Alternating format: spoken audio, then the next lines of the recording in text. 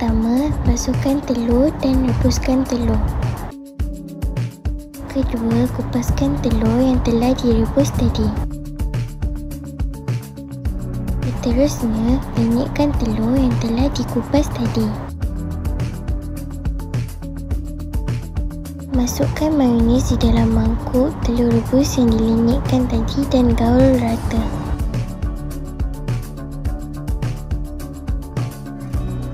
Setelah itu, potongkan bahagian tepi roti untuk menampakkan lebih kemas.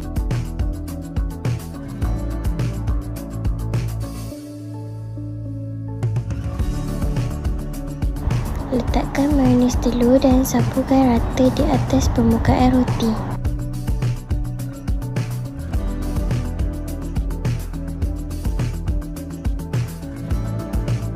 Setelah letakkan mayonis telur di atas roti, letakkan timun sebagai hiasan.